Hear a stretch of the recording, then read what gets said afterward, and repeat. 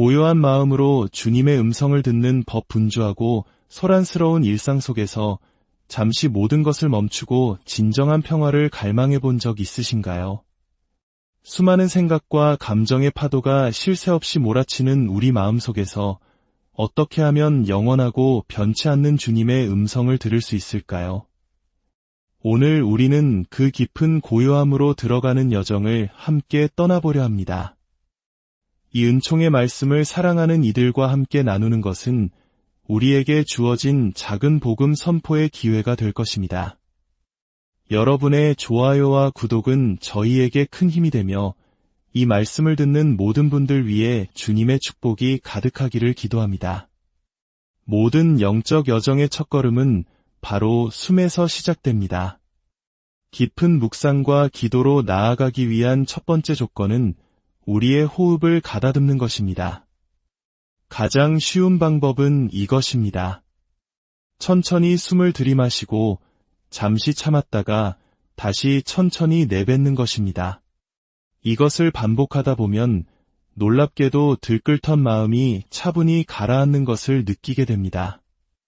약 15분 정도 오롯이 자신의 숨에 집중하는 시간을 가져보십시오. 그러면 마음속에 짙게 깔려있던 안개가 걷히고 마침내 고요함이 찾아옵니다. 바로 그 고요함 속에서 우리는 비로소 하느님의 소리를 들을 준비가 되는 것입니다. 내 마음이 온갖 세상 걱정과 분노로 가득 차 있다면 어찌 하느님의 섬세한 속삭임을 들을 수 있겠습니까? 구약의 엘리야 예언자가 폭풍이나 지진이 아닌 지극히 고요한 소리 가운데서 하느님을 만났던 것처럼 우리 역시 완전한 침묵과 평온 속에서 주님을 만나야 합니다. 그 경지에 이르기까지는 때로 1시간 이상의 노력이 필요할지도 모릅니다. 기도는 단순히 내가 하고 싶은 말을 일방적으로 쏟아내는 것이 아닙니다. 그것은 대화가 아니라 독백일 뿐입니다. 진정한 기도는 하느님의 소리를 듣는 것입니다. 잘 듣기 위해서는 내면이 고요해야만 합니다. 세상의 어떤 소음도 마음의 어떤 불안도 나를 흔들지 못하는 그 상태에 이를 때 우리는 비로소 영원하신 하느님을 아주 조금이나마 맛보고 느낄 수 있게 됩니다. 이 단순한 진리를 일상에 적용해 보십시오. 앞으로는 배우자와 다툴 때조차도 숨을 깊이 쉬면서 이야기해 보세요. 당신, 성당 열심히 다니더니 정말 달라졌네. 예전엔 얼굴부터 붉어지더니 이젠 화를 낼 때도 숨을 고르며 차분하게 말하는구나. 10분이면 쏟아낼 온갖 험한 말을 1시간에 걸쳐 천천히 하게 되면 상대방도 듣고 보니 내가 잘못한 것 같네라며 마음을 열게 될 것입니다. 이것이 바로 신앙이 우리의 삶을 변화시키는 방식입니다. 마음의 평화는 저절로 찾아오는 것이 아니라 수많은 인내와 노력 끝에 우리를 기다리고 있는 가장 큰 선물입니다. 신앙의 등불, 춤과 노래와 그림, 그런데 만약 우리가 하느님을 믿는다고 하면서 그분을 향한 마음을 표현하는 방법을 아무것도 모른다면 어떨까요? 기쁨의 찬양도, 영혼의 춤도, 마음을 울리는 시편 기도도, 고요한 묵상도 할 줄 모른다면 그것은 마치 캄캄한 밤에 등불 없이 길을 가는 것과 같습니다. 우리 신앙의 길을 밝혀주는 등불은 바로 춤과 노래, 시와 같은 예술입니다. 물론 우리 가톨릭에는 성경과 7 성사라는 너무나 풍요롭고 위대한 보물이 있습니다. 하지만 이 거룩한 성사와 살아있는 말씀이 우리 삶 속에서 더욱 빛나기 위해서는 예술의 도움이 필요합니다. 그래서 교회는 예술가들을 귀하게 여겨야 합니다. 그림을 그리고 춤을 추고 노래하고 글을 쓰는 이들을 존중하는 공동체만이 영적으로 더욱 풍요로워질 수 있습니다. 그 중에서도 우리 가톨릭 신앙의 정수를 보여주는 것이 바로 그림, 즉 성화와 이콘입니다. 제가 입고 있는 이 제에 신부님과 수녀님들의 수도복, 성당의 아름다운 스테인드 글라스, 이 모든 것이 우리를 거룩함으로 이끄는 살아있는 그림입니다. 우리가 일반 강당에 들어설 때와 성당에 들어설 때의 느낌이 다른 이유가 무엇이겠습니까? 바로 우리를 감싸는 이 거룩한 그림과 건축의 힘 때문입니다. 여기 예수님과 한 수도원장의 모습을 담은 6세기 이콘이 있습니다. 이 그림 속 예수님의 눈을 자세히 들여다보면 어딘가 현실을 초월한 듯한 하늘을 향한 눈빛을 하고 있습니다. 그렇습니다. 하느님을 믿고 하늘나라를 향해 나아가는 우리는 세상의 땅값이나 주식에 반짝이는 눈이 아니라 영원을 바라보는 맛이 간 눈을 가져야 합니다. 또한 예수님께서는 수도원장의 어깨에 다정하게 손을 얹고 계십니다. 이것은 가장 친한 친구 사이의 우정을 보여주는 어깨동무입니다. 이 그림은 예수님께서 우리의 가장 가까운 친구가 되어주신다는 따뜻한 위로를 전합니다. 이런 그림이 우리 집거실에 걸려 있다면 그 그림을 바라보는 것만으로도 마음의 평화가 찾아오지 않겠습니까? 여러분의 가정을 거룩하게 꾸미는 것, 아름다운 성모상을 모시고 초를 켜는 것, 이 모두가 우리 신앙을 풍요롭게 하는 살아있는 그림입니다. 돌아온 탕자의 비유를 그린 렘브란트의 그림을 보십시오. 아버지가 살아있는데도 유산을 미리 달라고 하여 탕진하고 배가 고파서야 집으로 돌아온 아들. 그러나 아버지는 그런 아들을 맨발로 뛰어나가 끌어안습니다. 아버지는 눈을 감고 있습니다. 내가 어떤 죄를 지었든 돌아오기만 한다면 모든 것을 눈감아 주겠다는 무한한 용서의 메시지입니다.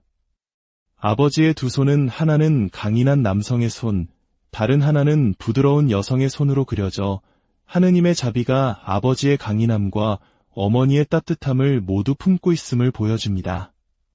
하지만 큰아들은 시기와 질투심에 사로잡혀 어둠 속에 서 있습니다. 우리 마음속에 미움이 있다면 우리는 결코 기쁨의 빛으로 나아갈 수 없습니다. 혹시 지금 어둠 속에 계신 분이 있다면 어서 아버지의 빛으로 나아오시길 바랍니다. 또 다른 그림은 우리의 왼편을 바라보시는 예수님입니다. 세상 사람들은 모두 영광스러운 오른편을 좋아합니다. 잘나고 힘있고 유명한 사람들과 어울리고 싶어 하죠. 하지만 우리가 실패하고 부끄럽고 아무에게도 이해받지 못할 때 세상이 외면하는 우리의 초라한 왼편을 따뜻한 눈으로 바라봐 주시는 분은 오직 예수님뿐입니다. 그리고 제자들의 발을 씻겨주시는 예수님의 모습을 보십시오. 당시 발을 씻기는 일은 가장 비천한 종의 몫이었습니다. 예수님께서는 스승이시면서도 가장 낮은 자의 모습으로 제자 베드로의 발에 입을 맞추고 계십니다. 이 모든 그림들이 우리에게 무엇을 말해주고 있습니까? 우리의 친구가 되어 어깨동무해 주시고 우리가 잘못했을 때 돌아오면 모든 것을 눈감아 주시고 우리의 가장 부끄러운 모습을 바라봐 주시며 가장 낮은 모습으로 우리 발을 씻겨 주시고 마침내 우리를 위해 십자가의 목숨까지 내어주신 예수님. 이 엄청난 사랑 앞에서 우리가 해야 할 일은 무엇일까요? 그것은 바로 감사와 찬양입니다. 우리는 마음의 평화를 얻기 위해서 혹은 무언가를 청하기 위해서 성당에 나오는 것이 아닙니다. 받은 은혜가 너무나 크고 놀라워 그분께 감사와 찬양과 경배를 드리기 위해 나오는 것입니다. 감사합니다. 찬양합니다. 주님의 은총에 무한히 감사합니다. 이 말이 우리의 가장 첫 번째 기도가 되어야 합니다. 정이 필요한 것이 있다면 이 모든 감사와 찬양 끝에 겸손되이 아뢰는 것입니다. 주님, 제 뜻대로 마시고 아버지의 뜻대로 하소서. 신앙의 본질을 찾아서 우리는 때로 너무 쉽게 신앙생활을 합니다. 순교자 성월, 우리 신앙 선조들은 하느님을 믿는다는 이유 하나만으로 모든 것을 버리고 100년이 넘는 세월을 깊은 산 속에서 숨어 살았습니다. 세상의 모든 출세길을 포기했습니다. 하지만 오늘날 우리는 자녀가 고등학교 3학년이 되면 성당에 나가지 않는 것을 슬그머니 눈감아줍니다. 무엇이 인생에서 가장 중요한지 잊어버린 것입니다. 성지순례는 어떻습니까? 관광버스를 타고 편히 가서 미사 한 번 드리고 밥 먹고 돌아오는 것이 진정한 순례일까요? 저는 과거 본당 신부 시절 신자들과 함께 밤을 새워 걸어서 성지까지 순례한 적이 있습니다. 목요일 저녁 퇴근 후부터 걷기 시작해 새벽에 도착하면 버스를 타고 집으로 돌아가 다음날 출근하고 금요일 저녁에 다시 어제 멈춘 곳에서부터 걷기 시작하는 3박 4일간의 고된 여정이었습니다. 마침내 김대건 신부님의 묘소 앞에 무릎을 꿇었을 때 모든 교우들이 눈물을 흘렸습니다. 고통과 희생의 체험 속에서 비로소 순교자들의 신앙을 가슴으로 느낄 수 있었기 때문입니다. 우리가 신앙의 본질을 되찾기 위해서는 가톨릭 교리문답의 첫 질문을 기억해야 합니다. 사람이 무엇을 위하여 세상에 났느뇨? 그 답은 천주를 알아 공경하고 자기 영혼을 구하기 위함이니라. 주님을 공경하는 가장 좋은 방법은 기쁘게 찬양하고 노래하고 춤추는 것입니다. 밤 10시 아무도 없는 성당에 홀로 들어가 문을 잠그고 주님을 위해 춤을 춰보십시오. 성가를 1시간 동안 마음껏 불러보십시오. 그 뜨거운 마음으로 주님과 온전히 하나가 될 때 우리의 신앙은 비로소 살아 숨쉬게 될 것입니다. 매일 아침 시편을 한 편씩 읽으며 하루를 시작하고 잠들기 전에는 고요한 호흡 속에서 촛불을 켜고 기도하며 하루를 마무리하십시오. 집안의 광고 포스터를 떼어내고 그 자리에 아름다운 이콘을 걸어두십시오. 이렇게 우리의 삶 전체를 거룩한 분위기로 가꾸어 나갈 때 우리는 예수님 보시기에 참으로 아름다운 신앙인으로 거듭날 수 있습니다. 행복한 노년을 위한 지혜 우리는 이제 100세, 120세 시대를 살아가고 있습니다. 은퇴 후의 삶이 30년, 40년 이상 남아 있습니다. 이 긴 시간을 어떻게 하면 행복하고 의미 있게 보낼 수 있을까요? 첫째, 운동하십시오. 건강을 잃으면 모든 것을 잃는 것입니다. 수영, 춤, 스트레칭, 걷기 무엇이든 좋습니다. 꾸준한 운동은 육체적 독립의 가장 중요한 기초입니다. 둘째, 감사하십시오. 하느님께서 공짜로 주신 공기와 햇살, 물, 그리고 지금 이 순간 살아 숨쉬고 있음에 감사하십시오. 내가 가지지 못한 것을 원망하기보다 내가 가진 것들을 발견하고 감사할 때 진정한 행복이 찾아옵니다. 셋째, 대화하십시오. 영적으로 깊은 친구를 만드십시오.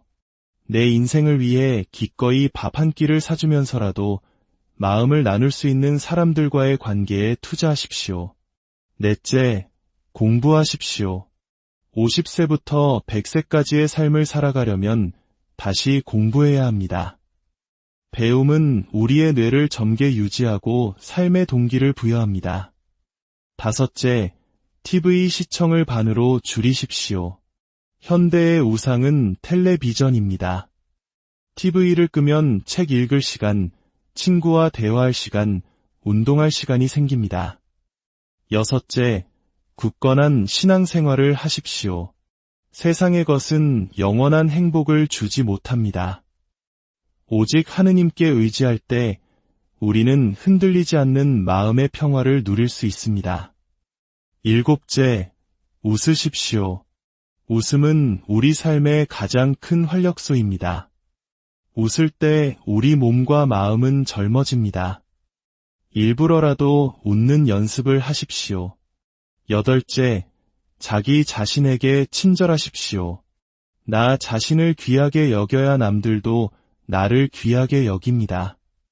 좋은 옷을 입고 맛있는 음식을 즐기며 스스로를 아끼고 사랑하십시오. 아홉째, 봉사하십시오. 나눔과 봉사는 우리 삶을 더욱 가치 있고 풍요롭게 만듭니다. 10번째, 세계 평화를 위해 기도하십시오. 이제는 내 자식, 내 가족만을 위한 기도를 넘어 전쟁으로 고통받는 이들, 가난한 이들을 위해 기도하는 넓은 마음을 가지십시오. 우리의 남은 생이 그저 늙어가는 시간이 아니라 주님의 은총 속에서 더욱 깊어지고 풍요로워지는 축복의 시간이 되기를 바랍니다. 과거에 연연하지 말고 오지 않은 미래를 걱정하지 마십시오. 하느님께서 우리에게 선물로 주신 오늘을 충실하고 기쁘게 살아가는 것, 그것이 바로 행복으로 가는 가장 확실한 길입니다. 여러분의 모든 날들 위해 주님의 평화와 은총이 강물처럼 흐르기를 기도합니다. 고요한 마음으로 주님의 음성을 듣는 법 분주하고 소란스러운 일상 속에서 잠시 모든 것을 멈추고 진정한 평화를 갈망해 본 적 있으신가요? 수많은 생각과 감정의 파도가 쉴 새 없이 몰아치는 우리 마음 속에서 어떻게 하면 영원하고 변치 않는 주님의 음성을 들을 수 있을까요? 오늘 우리는 그 깊은 고요함으로 들어가는 여정을 함께 떠나보려 합니다. 이 은총의 말씀을 사랑하는 이들과 함께 나누는 것은 우리에게 주어진 작은 복음 선포의 기회가 될 것입니다. 여러분의 좋아요와 구독은 저희에게 큰 힘이 되며 이 말씀을 듣는 모든 분들 위해 주님의 축복이 가득하기를 기도합니다. 모든 영적 여정의 첫걸음은 바로 숨에서 시작됩니다. 깊은 묵상과 기도로 나아가기 위한 첫 번째 조건은 우리의 호흡을 가다듬는 것입니다. 가장 쉬운 방법은 이것입니다. 천천히 숨을 들이마시고 잠시 참았다가 다시 천천히 내뱉는 것입니다. 이것을 반복하다 보면 놀랍게도 들끓던 마음이 차분히 가라앉는 것을 느끼게 됩니다. 약 15분 정도 오롯이 자신의 숨에 집중하는 시간을 가져보십시오. 그러면 마음속에 짙게 깔려있던 안개가 걷히고 마침내 고요함이 찾아옵니다. 바로 그 고요함 속에서 우리는 비로소 하느님의 소리를 들을 준비가 되는 것입니다. 내 마음이 온갖 세상 걱정과 분노로 가득 차 있다면 어찌 하느님의 섬세한 속삭임을 들을 수 있겠습니까? 구약의 엘리야 예언자가 폭풍이나 지진이 아닌 지극히 고요한 소리 가운데서 하느님을 만났던 것처럼 우리 역시 완전한 침묵과 평온 속에서 주님을 만나야 합니다. 그 경지에 이르기까지는 때로 1시간 이상의 노력이 필요할지도 모릅니다. 기도는 단순히 내가 하고 싶은 말을 일방적으로 쏟아내는 것이 아닙니다. 그것은 대화가 아니라 독백일 뿐입니다. 진정한 기도는 하느님의 소리를 듣는 것입니다. 잘 듣기 위해서는 내면이 고요해야만 합니다. 세상의 어떤 소음도 마음의 어떤 불안도 나를 흔들지 못하는 그 상태에 이를 때 우리는 비로소 영원하신 하느님을 아주 조금이나마 맛보고 느낄 수 있게 됩니다. 이 단순한 진리를 일상에 적용해 보십시오. 앞으로는 배우자와 다툴 때조차도 숨을 깊이 쉬면서 이야기해 보세요. 당신 성당 열심히 다니더니 정말 달라졌네. 예전엔 얼굴부터 붉어지더니 이젠 화를 낼 때도 숨을 고르며 차분하게 말하는구나. 10분이면 쏟아낼 온갖 험한 말을 1시간에 걸쳐 천천히 하게 되면 상대방도 듣고 보니 내가 잘못한 것 같네라며 마음을 열게 될 것입니다. 이것이 바로 신앙이 우리의 삶을 변화시키는 방식입니다. 마음의 평화는 저절로 찾아오는 것이 아니라 수많은 인내와 노력 끝에 우리를 기다리고 있는 가장 큰 선물입니다. 신앙의 등불, 춤과 노래와 그림, 그런데 만약 우리가 하느님을 믿는다고 하면서 그분을 향한 마음을 표현하는 방법을 아무것도 모른다면 어떨까요? 기쁨의 찬양도, 영혼의 춤도, 마음을 울리는 시편 기도도, 고요한 묵상도 할 줄 모른다면 그것은 마치 캄캄한 밤에 등불 없이 길을 가는 것과 같습니다. 우리 신앙의 길을 밝혀주는 등불은 바로 춤과 노래, 시와 같은 예술입니다.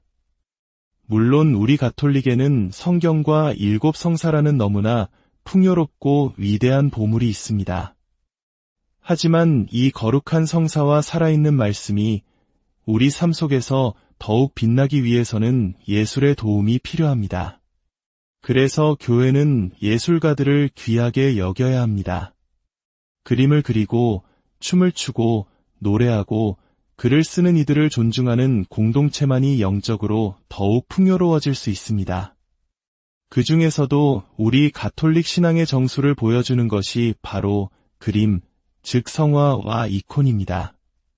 제가 입고 있는 이 제에 신부님과 수녀님들의 수도복, 성당의 아름다운 스테인드 글라스, 이 모든 것이 우리를 거룩함으로 이끄는 살아있는 그림입니다. 우리가 일반 강당에 들어설 때와 성당에 들어설 때의 느낌이 다른 이유가 무엇이겠습니까? 바로 우리를 감싸는 이 거룩한 그림과 건축의 힘 때문입니다. 여기 예수님과 한 수도원장의 모습을 담은 6세기 이콘이 있습니다. 이 그림 속 예수님의 눈을 자세히 들여다보면 어딘가 현실을 초월한 듯한 하늘을 향한 눈빛을 하고 있습니다. 그렇습니다.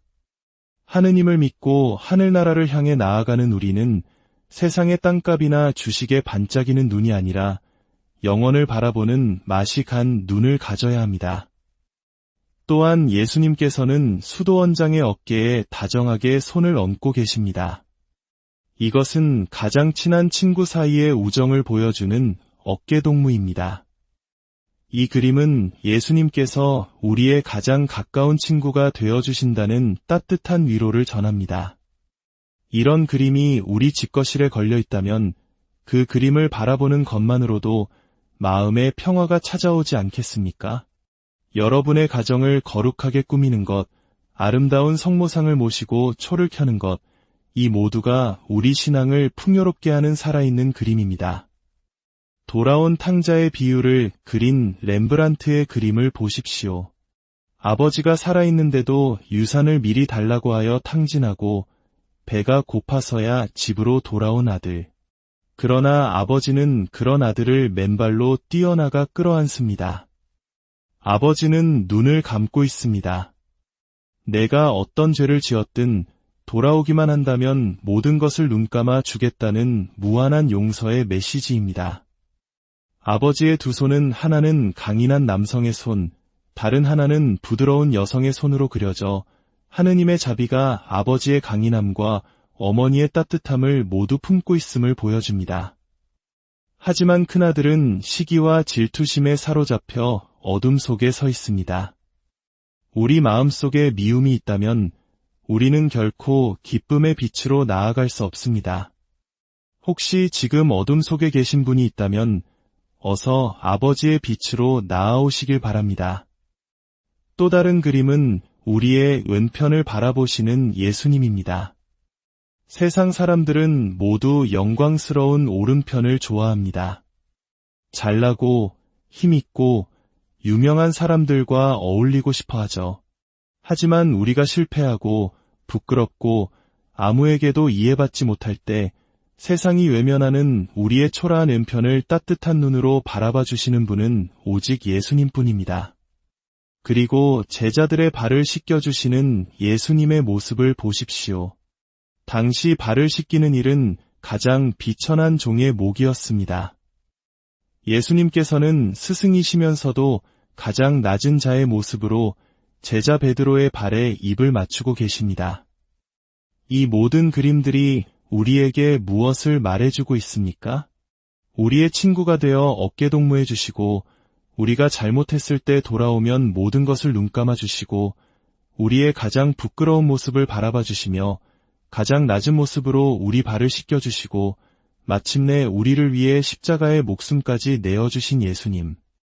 이 엄청난 사랑 앞에서 우리가 해야 할 일은 무엇일까요? 그것은 바로 감사와 찬양입니다.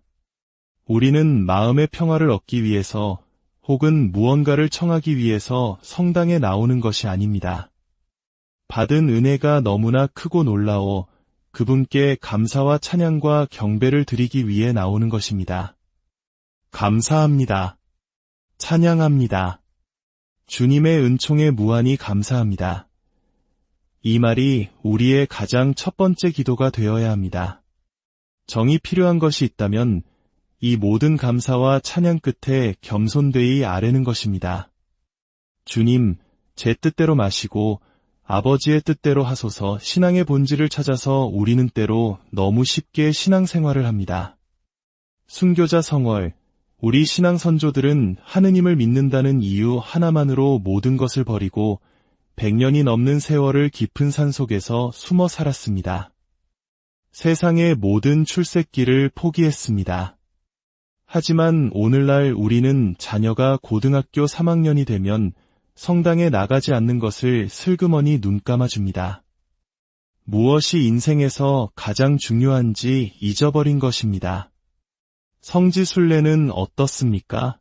관광버스를 타고 편히 가서 미사 한 번 드리고 밥 먹고 돌아오는 것이 진정한 순례일까요? 저는 과거 본당 신부 시절 신자들과 함께 밤을 새워 걸어서 성지까지 순례한 적이 있습니다.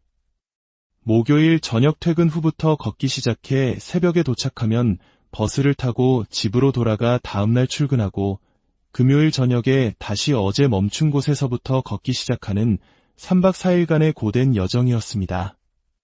마침내 김대건 신부님의 묘소 앞에 무릎을 꿇었을 때 모든 교우들이 눈물을 흘렸습니다. 고통과 희생의 체험 속에서 비로소 순교자들의 신앙을 가슴으로 느낄 수 있었기 때문입니다. 우리가 신앙의 본질을 되찾기 위해서는 가톨릭 교리문답의 첫 질문을 기억해야 합니다. 사람이 무엇을 위하여 세상에 났느뇨?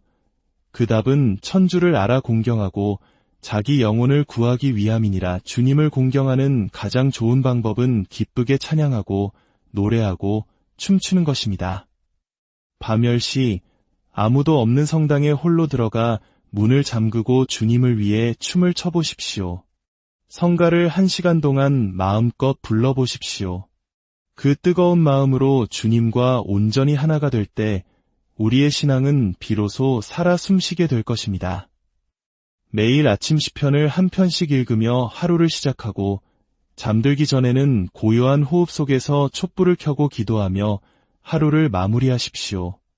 집안의 광고 포스터를 떼어내고 그 자리에 아름다운 이콘을 걸어두십시오.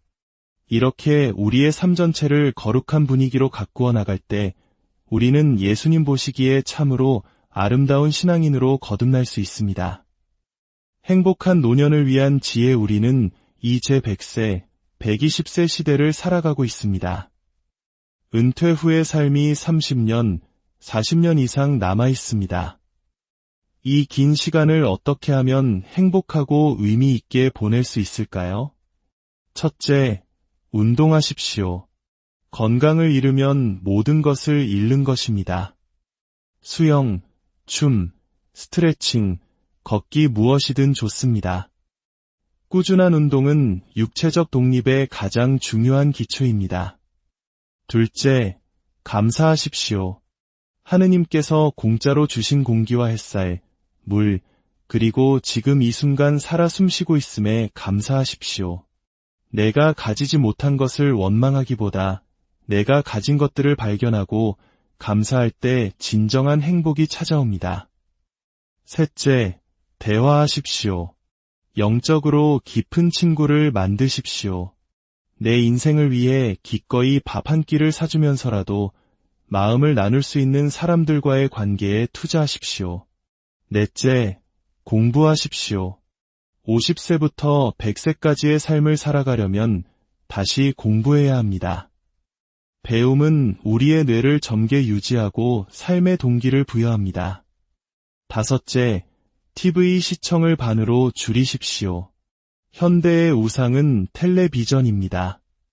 TV를 끄면 책 읽을 시간, 친구와 대화할 시간, 운동할 시간이 생깁니다. 여섯째, 굳건한 신앙생활을 하십시오. 세상의 것은 영원한 행복을 주지 못합니다. 오직 하느님께 의지할 때 우리는 흔들리지 않는 마음의 평화를 누릴 수 있습니다. 일곱째, 웃으십시오. 웃음은 우리 삶의 가장 큰 활력소입니다. 웃을 때 우리 몸과 마음은 젊어집니다. 일부러라도 웃는 연습을 하십시오. 여덟째, 자기 자신에게 친절하십시오. 나 자신을 귀하게 여겨야 남들도 나를 귀하게 여깁니다. 좋은 옷을 입고 맛있는 음식을 즐기며 스스로를 아끼고 사랑하십시오. 아홉째, 봉사하십시오. 나눔과 봉사는 우리 삶을 더욱 가치 있고 풍요롭게 만듭니다. 10번째, 세계 평화를 위해 기도하십시오. 이제는 내 자식, 내 가족만을 위한 기도를 넘어 전쟁으로 고통받는 이들, 가난한 이들을 위해 기도하는 넓은 마음을 가지십시오. 우리의 남은 생이 그저 늙어가는 시간이 아니라 주님의 은총 속에서 더욱 깊어지고 풍요로워지는 축복의 시간이 되기를 바랍니다. 과거에 연연하지 말고 오지 않은 미래를 걱정하지 마십시오. 하느님께서 우리에게 선물로 주신 오늘을 충실하고 기쁘게 살아가는 것, 그것이 바로 행복으로 가는 가장 확실한 길입니다.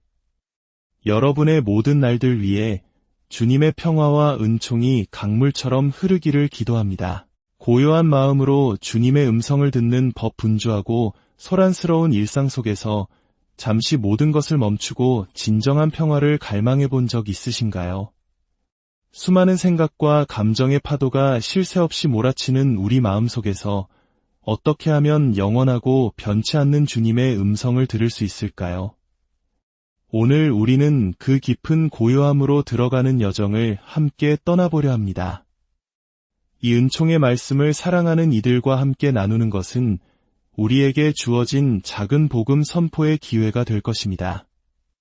여러분의 좋아요와 구독은 저희에게 큰 힘이 되며 이 말씀을 듣는 모든 분들 위해 주님의 축복이 가득하기를 기도합니다. 모든 영적 여정의 첫걸음은 바로 숨에서 시작됩니다. 깊은 묵상과 기도로 나아가기 위한 첫 번째 조건은 우리의 호흡을 가다듬는 것입니다. 가장 쉬운 방법은 이것입니다. 천천히 숨을 들이마시고 잠시 참았다가 다시 천천히 내뱉는 것입니다. 이것을 반복하다 보면 놀랍게도 들끓던 마음이 차분히 가라앉는 것을 느끼게 됩니다. 약 15분 정도 오롯이 자신의 숨에 집중하는 시간을 가져보십시오. 그러면 마음속에 짙게 깔려있던 안개가 걷히고 마침내 고요함이 찾아옵니다. 바로 그 고요함 속에서 우리는 비로소 하느님의 소리를 들을 준비가 되는 것입니다. 내 마음이 온갖 세상 걱정과 분노로 가득 차 있다면 어찌 하느님의 섬세한 속삭임을 들을 수 있겠습니까?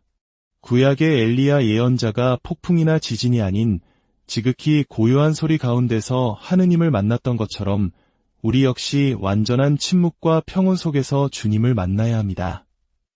그 경지에 이르기까지는 때로 1시간 이상의 노력이 필요할지도 모릅니다. 기도는 단순히 내가 하고 싶은 말을 일방적으로 쏟아내는 것이 아닙니다. 그것은 대화가 아니라 독백일 뿐입니다. 진정한 기도는 하느님의 소리를 듣는 것입니다. 잘 듣기 위해서는 내면이 고요해야만 합니다.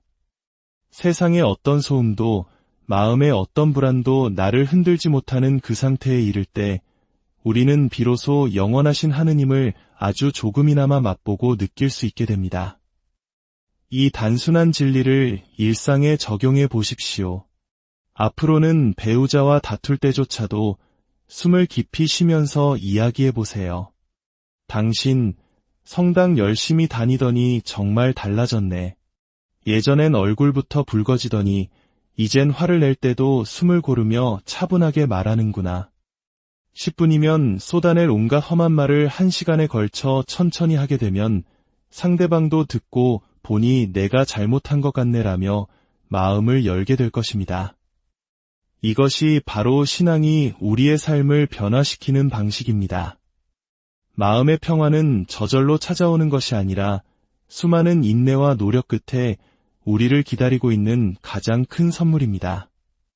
신앙의 등불, 춤과 노래와 그림, 그런데 만약 우리가 하느님을 믿는다고 하면서 그분을 향한 마음을 표현하는 방법을 아무것도 모른다면 어떨까요?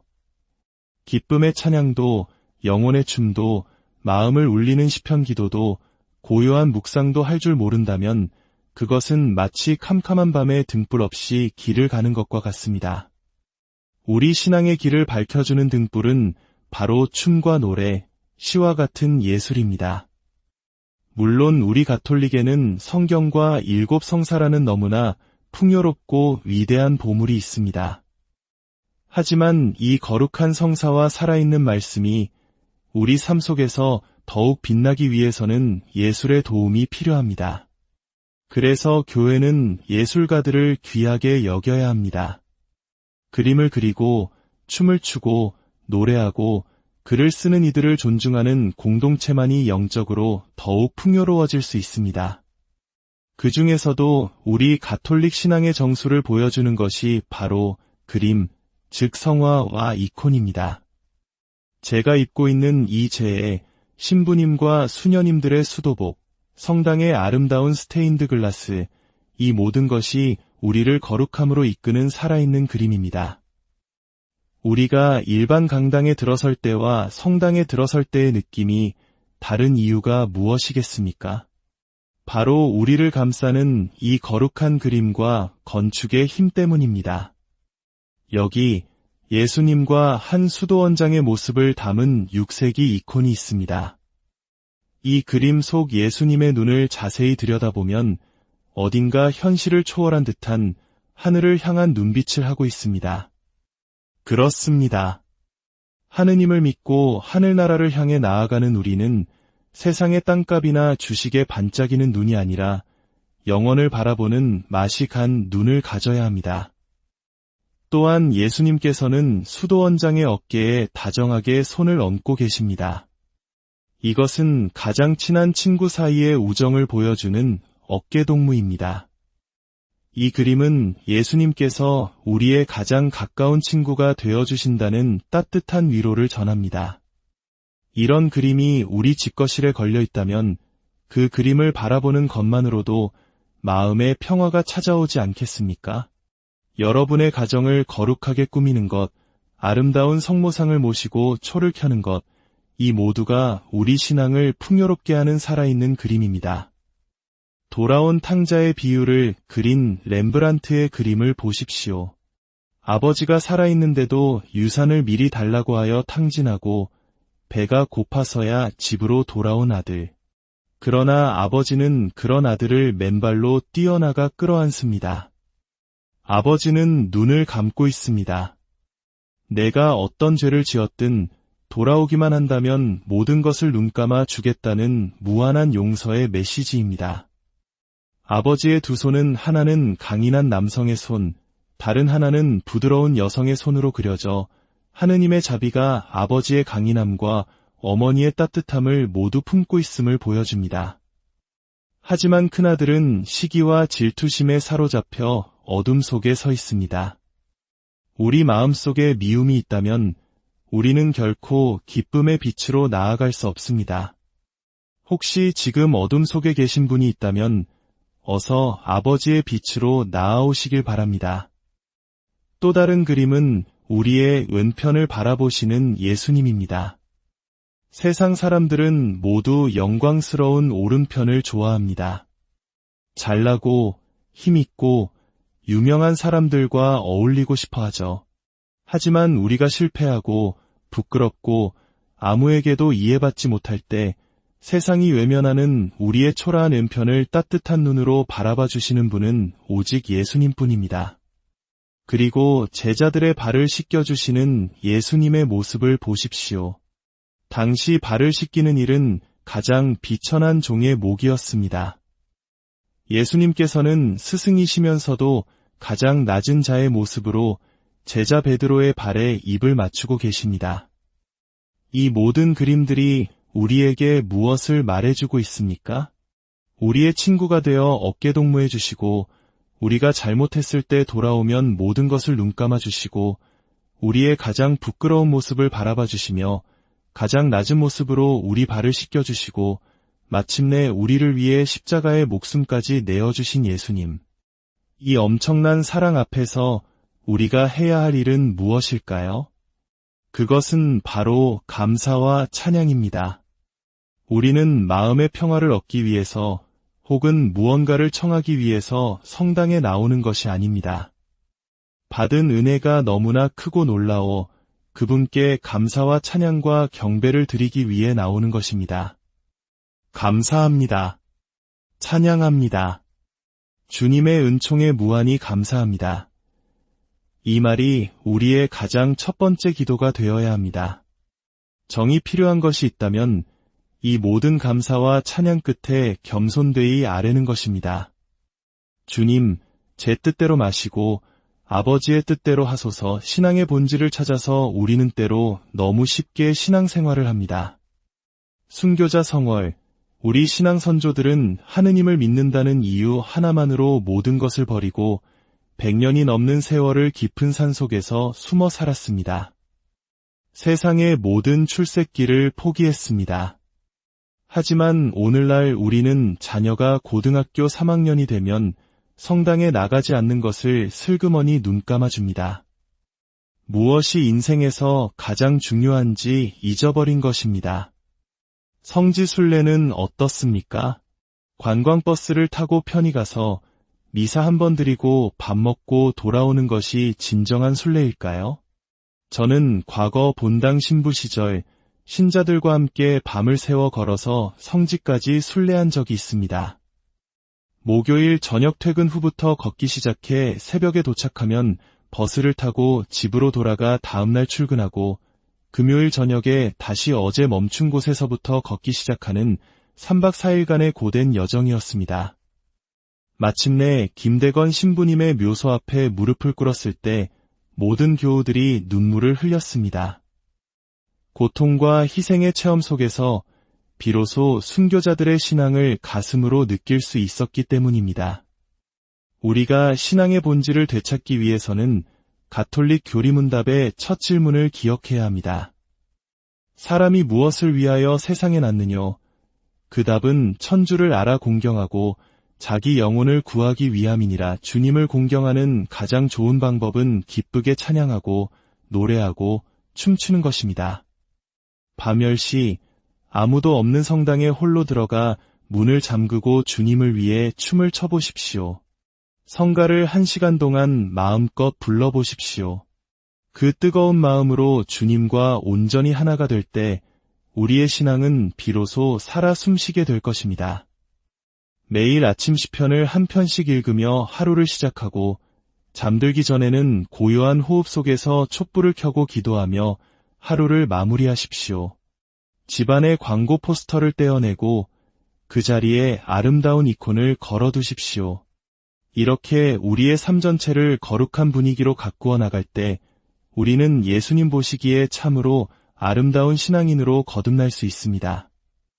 행복한 노년을 위한 지혜. 우리는 이 제100세, 120세 시대를 살아가고 있습니다. 은퇴 후의 삶이 30년, 40년 이상 남아 있습니다. 이 긴 시간을 어떻게 하면 행복하고 의미 있게 보낼 수 있을까요? 첫째, 운동하십시오. 건강을 잃으면 모든 것을 잃는 것입니다. 수영, 춤, 스트레칭, 걷기 무엇이든 좋습니다. 꾸준한 운동은 육체적 독립의 가장 중요한 기초입니다. 둘째, 감사하십시오. 하느님께서 공짜로 주신 공기와 햇살, 물, 그리고 지금 이 순간 살아 숨쉬고 있음에 감사하십시오. 내가 가지지 못한 것을 원망하기보다 내가 가진 것들을 발견하고 감사할 때 진정한 행복이 찾아옵니다. 셋째, 대화하십시오. 영적으로 깊은 친구를 만드십시오. 내 인생을 위해 기꺼이 밥 한 끼를 사주면서라도 마음을 나눌 수 있는 사람들과의 관계에 투자하십시오. 넷째, 공부하십시오. 50세부터 100세까지의 삶을 살아가려면 다시 공부해야 합니다. 배움은 우리의 뇌를 젊게 유지하고 삶의 동기를 부여합니다. 다섯째, TV 시청을 반으로 줄이십시오. 현대의 우상은 텔레비전입니다. TV를 끄면 책 읽을 시간, 친구와 대화할 시간, 운동할 시간이 생깁니다. 여섯째, 굳건한 신앙생활을 하십시오. 세상의 것은 영원한 행복을 주지 못합니다. 오직 하느님께 의지할 때 우리는 흔들리지 않는 마음의 평화를 누릴 수 있습니다. 7째, 웃으십시오. 웃음은 우리 삶의 가장 큰 활력소입니다. 웃을 때 우리 몸과 마음은 젊어집니다. 일부러라도 웃는 연습을 하십시오. 8째, 자기 자신에게 친절하십시오. 나 자신을 귀하게 여겨야 남들도 나를 귀하게 여깁니다. 좋은 옷을 입고 맛있는 음식을 즐기며 스스로를 아끼고 사랑하십시오. 9째, 봉사하십시오. 나눔과 봉사는 우리 삶을 더욱 가치 있고 풍요롭게 만듭니다. 10번째, 세계 평화를 위해 기도하십시오. 이제는 내 자식, 내 가족만을 위한 기도를 넘어 전쟁으로 고통받는 이들, 가난한 이들을 위해 기도하는 넓은 마음을 가지십시오. 우리의 남은 생이 그저 늙어가는 시간이 아니라 주님의 은총 속에서 더욱 깊어지고 풍요로워지는 축복의 시간이 되기를 바랍니다. 과거에 연연하지 말고 오지 않은 미래를 걱정하지 마십시오. 하느님께서 우리에게 선물로 주신 오늘을 충실하고 기쁘게 살아가는 것, 그것이 바로 행복으로 가는 가장 확실한 길입니다. 여러분의 모든 날들 위해 주님의 평화와 은총이 강물처럼 흐르기를 기도합니다. 고요한 마음으로 주님의 음성을 듣는 법 분주하고 소란스러운 일상 속에서 잠시 모든 것을 멈추고 진정한 평화를 갈망해 본 적 있으신가요?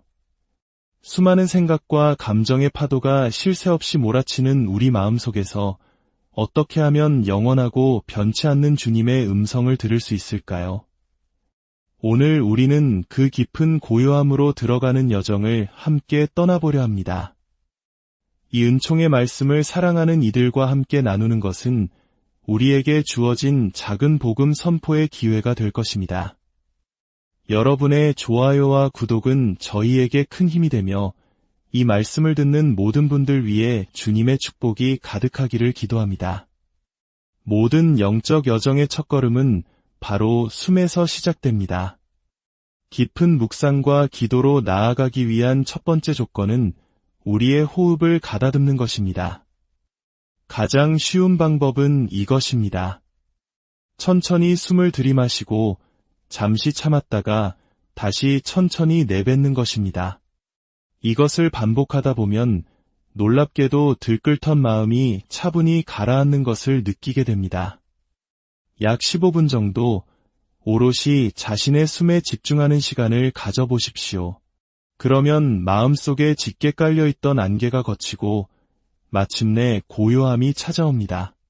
바로 그 고요함 속에서 우리는 비로소 하느님의 소리를 들을 준비가 되는 것입니다. 내 마음이 온갖 세상 걱정과 분노로 가득 차 있다면 어찌 하느님의 섬세한 속삭임을 들을 수 있겠습니까? 구약의 엘리야 예언자가 폭풍이나 지진이 아닌 지극히 고요한 소리 가운데서 하느님을 만났던 것처럼 우리 역시 완전한 침묵과 평온 속에서 주님을 만나야 합니다. 그 경지에 이르기까지는 때로 1시간 이상의 노력이 필요할지도 모릅니다. 기도는 단순히 내가 하고 싶은 말을 일방적으로 쏟아내는 것이 아닙니다. 그것은 대화가 아니라 독백일 뿐입니다. 진정한 기도는 하느님의 소리를 듣는 것입니다. 잘 듣기 위해서는 내면이 고요해야만 합니다. 세상의 어떤 소음도 마음의 어떤 불안도 나를 흔들지 못하는 그 상태에 이를 때 우리는 비로소 영원하신 하느님을 아주 조금이나마 맛보고 느낄 수 있게 됩니다. 이 단순한 진리를 일상에 적용해 보십시오. 앞으로는 배우자와 다툴 때조차도 숨을 깊이 쉬면서 이야기해 보세요. 당신, 성당 열심히 다니더니 정말 달라졌네. 예전엔 얼굴부터 붉어지더니 이젠 화를 낼 때도 숨을 고르며 차분하게 말하는구나. 10분이면 쏟아낼 온갖 험한 말을 1시간에 걸쳐 천천히 하게 되면 상대방도 듣고 보니 내가 잘못한 것 같네라며 마음을 열게 될 것입니다.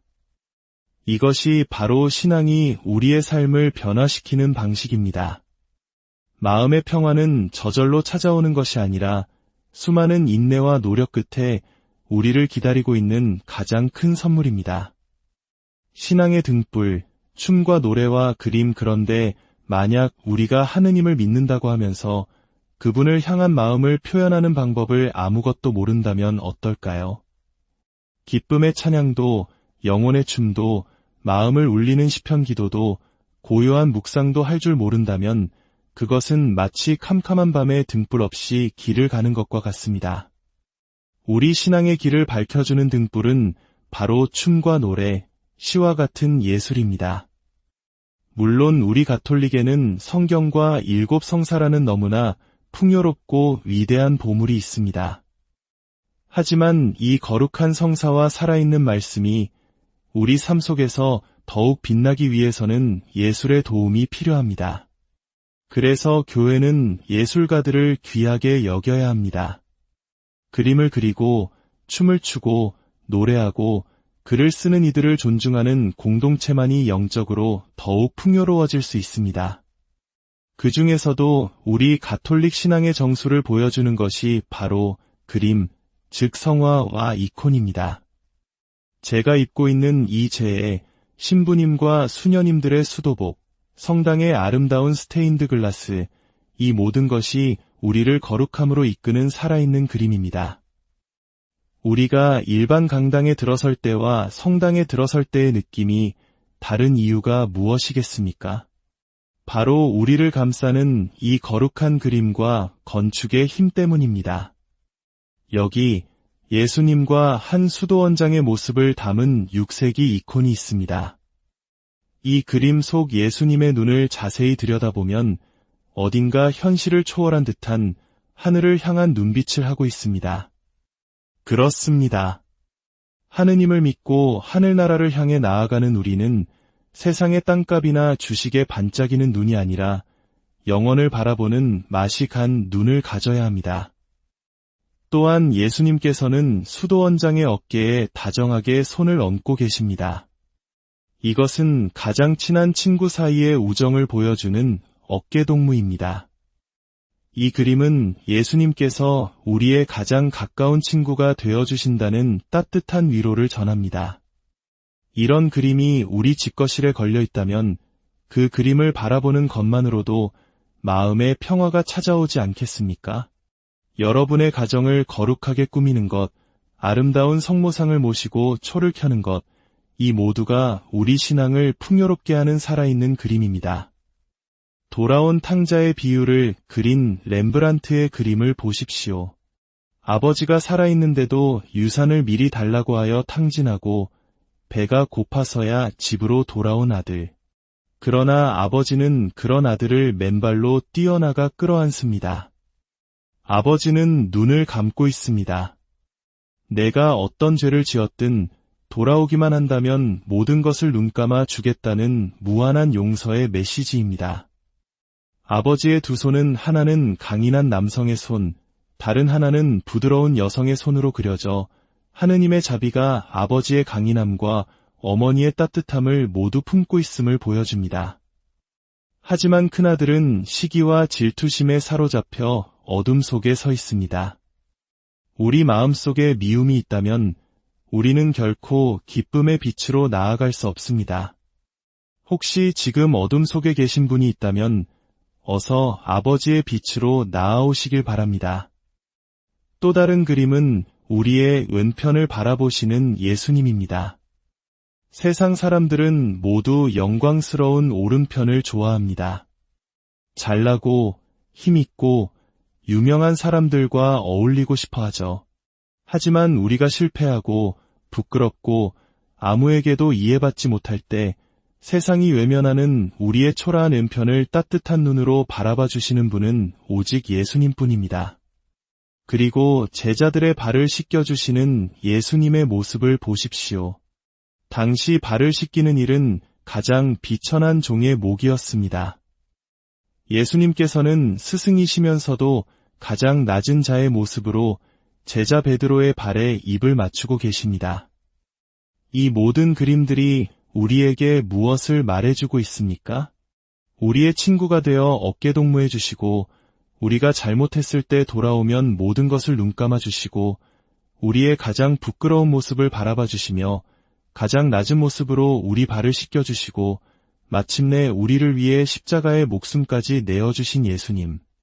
이 엄청난 사랑 앞에서 우리가 해야 할 일은 무엇일까요? 그것은 바로 감사와 찬양입니다. 우리는 마음의 평화를 얻기 위해서 혹은 무언가를 청하기 위해서 성당에 나오는 것이 아닙니다. 받은 은혜가 너무나 크고 놀라워 그분께 감사와 찬양과 경배를 드리기 위해 나오는 것입니다. 감사합니다. 찬양합니다. 주님의 은총에 무한히 감사합니다. 이 말이 우리의 가장 첫 번째 기도가 되어야 합니다. 정이 필요한 것이 있다면 이 모든 감사와 찬양 끝에 겸손되이 아뢰는 것입니다. 주님, 제 뜻대로 마시고 아버지의 뜻대로 하소서. 신앙의 본질을 찾아서 우리는 때로 너무 쉽게 신앙생활을 합니다. 순교자 성월, 우리 신앙 선조들은 하느님을 믿는다는 이유 하나만으로 모든 것을 버리고 100년이 넘는 세월을 깊은 산속에서 숨어 살았습니다. 세상의 모든 출세길을 포기했습니다. 하지만 오늘날 우리는 자녀가 고등학교 3학년이 되면 성당에 나가지 않는 것을 슬그머니 눈감아줍니다. 무엇이 인생에서 가장 중요한지 잊어버린 것입니다. 성지순례는 어떻습니까? 관광버스를 타고 편히 가서 미사 한 번 드리고 밥 먹고 돌아오는 것이 진정한 순례일까요? 저는 과거 본당 신부 시절 신자들과 함께 밤을 새워 걸어서 성지까지 순례한 적이 있습니다. 목요일 저녁 퇴근 후부터 걷기 시작해 새벽에 도착하면 버스를 타고 집으로 돌아가 다음날 출근하고 금요일 저녁에 다시 어제 멈춘 곳에서부터 걷기 시작하는 3박 4일간의 고된 여정이었습니다.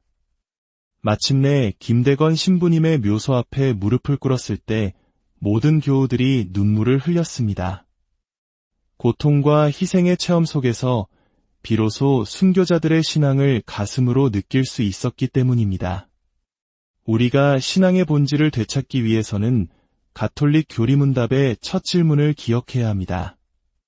사람이 무엇을 위하여 세상에 났느뇨? 그 답은 천주를 알아 공경하고 자기 영혼을 구하기 위함이니라. 주님을 공경하는 가장 좋은 방법은 기쁘게 찬양하고 노래하고 춤추는 것입니다. 밤 10시 아무도 없는 성당에 홀로 들어가 문을 잠그고 주님을 위해 춤을 춰보십시오. 성가를 1시간 동안 마음껏 불러보십시오. 그 뜨거운 마음으로 주님과 온전히 하나가 될 때 우리의 신앙은 비로소 살아 숨쉬게 될 것입니다. 매일 아침 시편을 한 편씩 읽으며 하루를 시작하고 잠들기 전에는 고요한 호흡 속에서 촛불을 켜고 기도하며 하루를 마무리하십시오. 집안의 광고 포스터를 떼어내고 그 자리에 아름다운 이콘을 걸어두십시오. 이렇게 우리의 삶 전체를 거룩한 분위기로 가꾸어 나갈 때 우리는 예수님 보시기에 참으로 아름다운 신앙인으로 거듭날 수 있습니다. 행복한 노년을 위한 지혜. 우리는 이 제100세, 120세 시대를 살아가고 있습니다. 은퇴 후의 삶이 30년, 40년 이상 남아 있습니다. 이 긴 시간을 어떻게 하면 행복하고 의미 있게 보낼 수 있을까요? 첫째, 운동하십시오. 건강을 잃으면 모든 것을 잃는 것입니다. 수영, 춤, 스트레칭, 걷기 무엇이든 좋습니다. 꾸준한 운동은 육체적 독립의 가장 중요한 기초입니다. 둘째, 감사하십시오. 하느님께서 공짜로 주신 공기와 햇살, 물, 그리고 지금 이 순간 살아 숨쉬고 있음에 감사하십시오. 내가 가지지 못한 것을 원망하기보다 내가 가진 것들을 발견하고 감사할 때 진정한 행복이 찾아옵니다. 셋째, 대화하십시오. 영적으로 깊은 친구를 만드십시오. 내 인생을 위해 기꺼이 밥 한 끼를 사주면서라도 마음을 나눌 수 있는 사람들과의 관계에 투자하십시오. 넷째, 공부하십시오. 50세부터 100세까지의 삶을 살아가려면 다시 공부해야 합니다. 배움은 우리의 뇌를 젊게 유지하고 삶의 동기를 부여합니다. 5째, TV 시청을 반으로 줄이십시오. 현대의 우상은 텔레비전입니다. TV를